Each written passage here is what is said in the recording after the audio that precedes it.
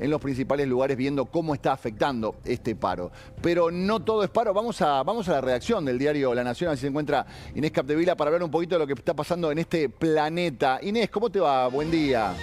Buen día, Horacio. ¿Cómo estás? Muy bien, muy bien. Bueno, vamos a hablar un poquito de lo que está pasando. ¿Qué te parece si empezamos con el conflicto entre Rusia y Ucrania, que está lejos de terminar porque acaba de conocerse un aumento de la hostilidad por parte de Rusia, ¿es verdad? Exactamente. Rusia viene aumentando su presión, sobre todo a través de una ofensiva aérea muy fuerte sobre Ucrania en este contexto de negociación frustrada por parte de Estados Unidos para acercar a Ucrania y a la Rusia de Vladimir Putin a un cese al fuego a partir del cual poder negociar una paz.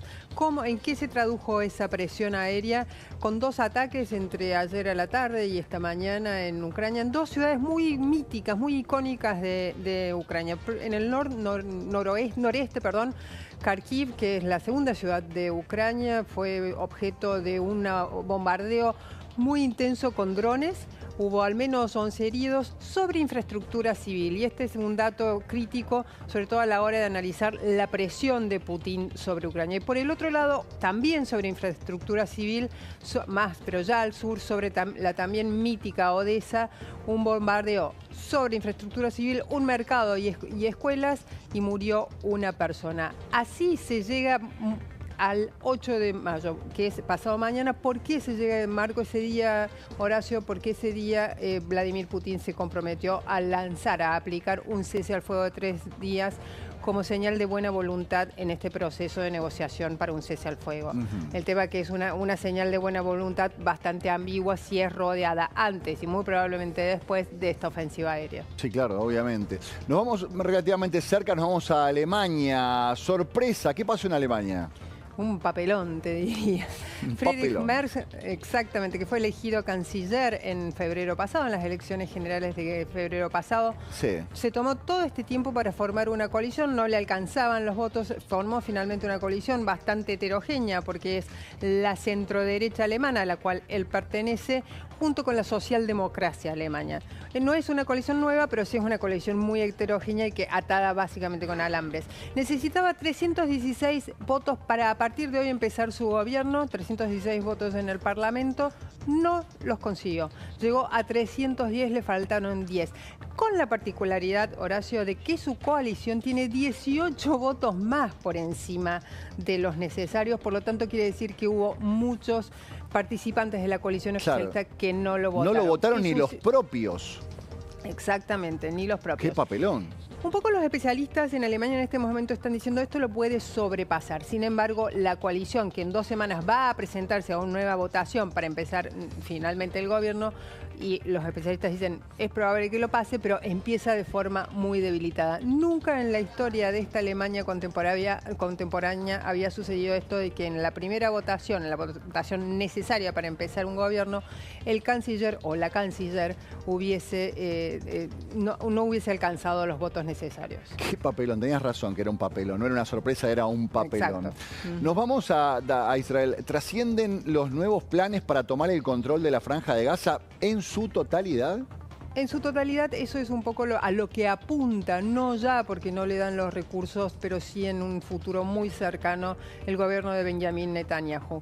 Son dos, digamos, los pilares de esta nueva ofensiva, o renovada ofensiva sobre Gaza para acabar con el grupo terrorista Hamas. Primero, ocupar todo el territorio, sobre todo la parte norte, y desplazar a la población de Gaza a la parte sur. Recordemos que es una población, un territorio muy pequeño, son casi 10 kilómetros de ancho por 40 de largo. Eso por un lado. ¿Qué implica apostar a las fuerzas de defensa de Israel en cada punto estratégico de Gaza? Hasta ahora, ¿cómo era eso? Las operaciones las realizaban las fuerzas de defensa de Israel, pero se retiraba a una franja de 1 kilómetro dentro de la franja de Gaza. Eso implica dos cosas: mucho más sufrimiento para los gazatíes, que están tan hartos de Hamas como de la ofensiva de Israel, y también mucho más riesgo para las fuerzas de defensa de Israel en cuanto a costo humano. Y el segundo pilar de esta ofensiva, de esta renovada ofensiva de Netanyahu, sería hacerse con el control total del ingreso de ayuda humanitaria en Gaza, que es esencial para la supervivencia de los más de 2 millones de gazatíes que aún viven ahí. Bien, bueno, estamos viendo un montón de conflictos, un paro acá de transporte, la situación de Ucrania y Rusia, la situación en Israel. Hay gente que está pensando en qué va a pasar en la Tierra el día que deje de ser habitable, ¿es verdad esto? Exactamente. Dios santo. Bien. Por suerte, muy probablemente no vamos a estar nosotros. Ojalá que esto suceda. Dentro de 1.000 millones de años. Falta mucho, pero el panorama para ese deadline, esa fecha de vencimiento, es bastante apocalíptico. ¿Por qué? Porque 2 investigadores, uno de la NASA y otro de la universidad bastante prestigiosa de Japón, la Universidad de Tojo, lideraron una investigación para ver hasta cuándo se iba a sostener el oxígeno en la Tierra, es decir, digamos, el insumo básico para la supervivencia de cualquier vida humana o animal. Y pusieron la fecha de caducidad para dentro de 1.000 millones. ¿Por qué dentro de 1.000 millones de años?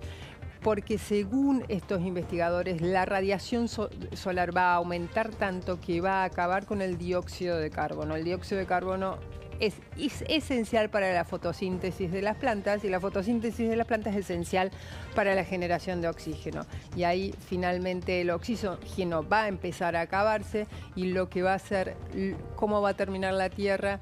Los investigadores dicen algo muy similar a cómo se originó. Es un paisaje completamente desértico, marrón, sin plantas y sin vida humana y animal. Mira, igual qué bueno, tirar un dato así incomprobable. Venía a chequearlo en 1.000 millones de años.